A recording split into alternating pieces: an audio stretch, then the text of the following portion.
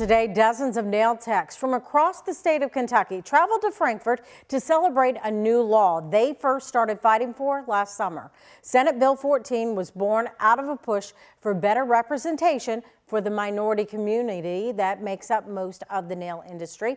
And you might remember this video from inside a Louisville nail salon showing an inspector yelling, threatening to shoot the owner's dog. The salon was then closed and never able to reopen due to a $13,000 fine, something that wouldn't happen under the new regulations. Shay McAllister and chief photojournalist Philip Merle take us to Frankfort.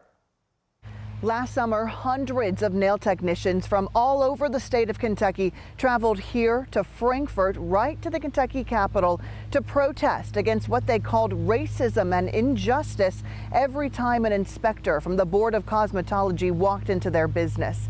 Well, today, many of those same faces were back here at the Capitol, only this time they are celebrating what they call a major step forward. It's our legislative process in action, something this group has fought for from beginning to end. After going to lawmakers with concerns about how things were being regulated, changes were proposed, put onto paper, and then signed into law. I feel like every citizen have the right for a fair chance, especially when you have business in the United States. So Senate Bill 14 is highly vital for us because it will give us a lot more clarity that we're looking for in the beauty industry. Senate Bill 14 brings three major changes to the nail industry. First, the 7-person Board of Cosmetology must include a licensed nail technician and esthetician. This was important to the community behind the push because they said the board lacked understanding of their part of the industry. And how can you regulate something that you don't understand? Second, when a nail technician applicant fails a test, they can now retake that test 1 month later, putting a stop to the months-long wait.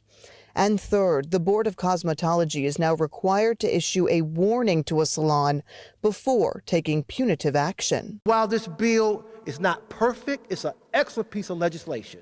It promotes and encourages small business, gives everyone an opportunity to succeed, and most importantly, it recognizes the American dream, that if you engage in hard work, plus sacrifice, plus you play by the rules, you will achieve success in this country.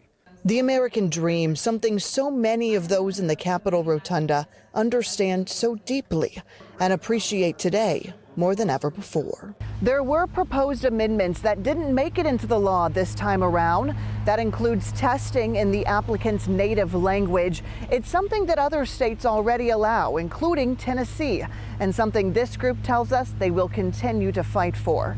In Frankfort, I'm Shay McAllister, WHAS 11 on your side.